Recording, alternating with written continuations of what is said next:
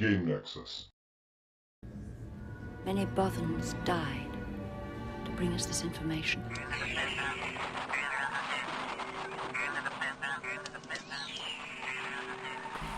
Hey everybody, and welcome back to the Game Nexus. It's Dwayne here, and today we have another episode of the Bothan Report, and we're going to be diving into the latest expansions for Star Wars Legion. So on today's Bothan Report, we've got the stationary turret team that the Rebel Alliance has. It's the same one that they used at the Battle of Hoth, and we have the E-Web Blaster team that the Snowtroopers used in trying to prevent the Millennium Falcon from escaping on Imperial Strikes Back. So this brings me to my biggest gripe right now with Legion. I'm going to segue a little bit into this, is that right now all the expansions are great. I love the detail they're giving to some of the lesser known heroes, characters, and items in the Star Wars universe that we've seen in the original trilogy. But the biggest concern I've got right now is that we are segueing into sort of region specific, or I'll say planetary specific, environment specific troop type. So the first one to sort of rear its ugly head, so to speak, obviously was the Snowtroopers, and albeit you can paint them in a variety of different color schemes to suit your game table or variety of tables you have, it's just going to be getting really tricky to start incorporating things like Snowtroopers into my desert theme maps or even my jungle theme or indoor theme maps. So now here we have yet again another themed type unit. We have the Snowtroopers and the Rebel Hoth Troopers making an appearance.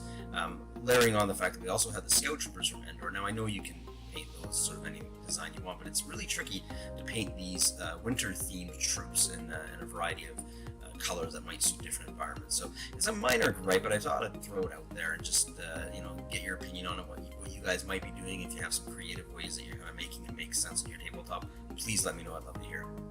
So let's jump into this latest expansion and see what these two units have to offer your Star Wars Legion games. So first up, we have the Rebel Laser Cannon team. Now this is kind of an interesting unit, and actually both units are quite interesting for this game.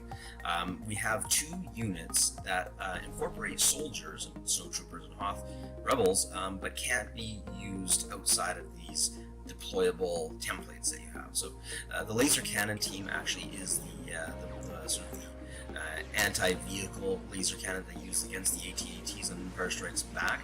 It's a 70-point unit, and it does have two gear slots, and this is a manned turret, cannon team, laser cannon team.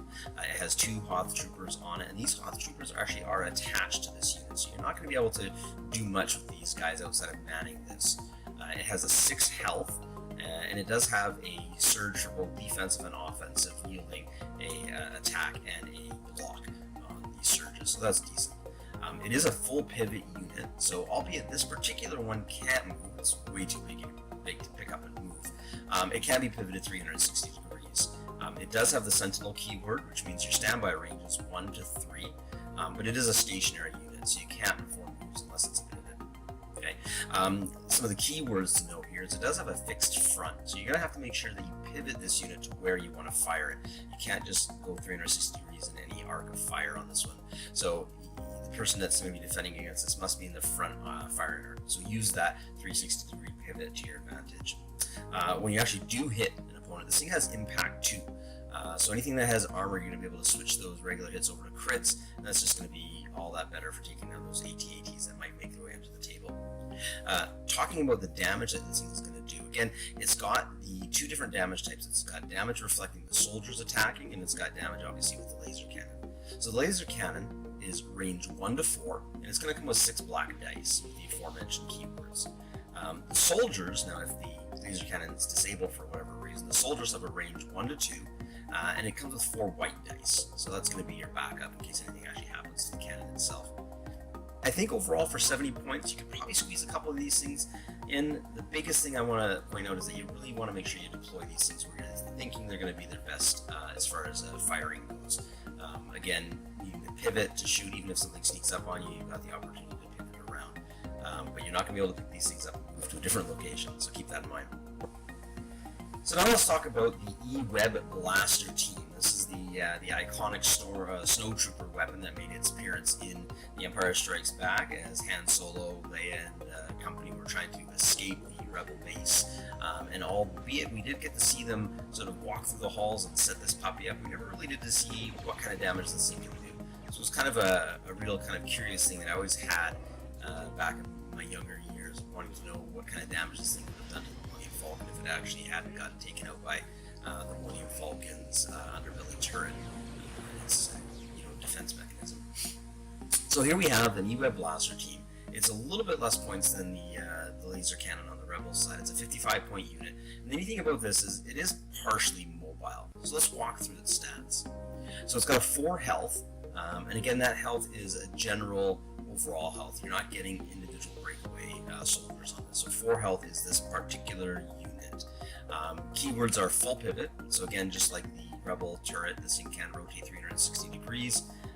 It does have plotting, however, and plotting keyword basically means that if you move with this turret, you can't shoot with it as well. Well, that's actually cumbersome, but plotting is basically you only get 1 move with this. You can't double move with this turret. It does have reposition, so before or after you perform your move, you can do a free pivot action. So it's got a little bit more mobility than the Rebel laser cannon. Of course, it's lighter as well. It does have Sentinel, so range 1 to 3 on its standby. But the keywords here, going back, cumbersome.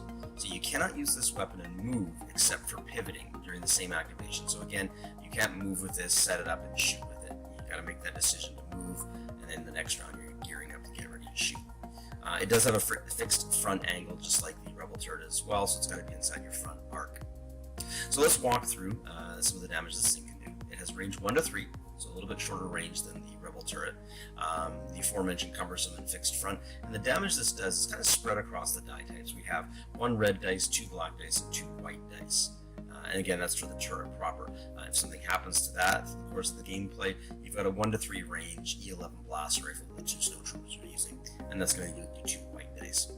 So overall, pretty interesting. At 55 points, I can see you squeezing a couple of these into your armor, maybe a third one, just depending on what the mission is and what you're up against. Definitely, if you've got some speeders floating around the table or some heroes that you want to chop down to size, this E-Web Blaster cannon is going to be a great addition.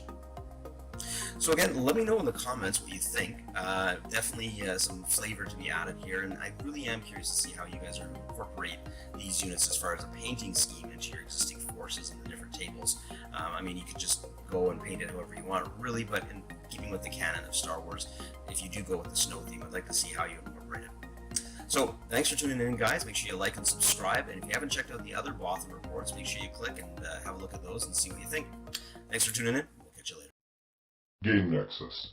This video was created with the help of the Game Nexus, a group of people who help content creators reach their goals as well as host their content. Their link is in the description below.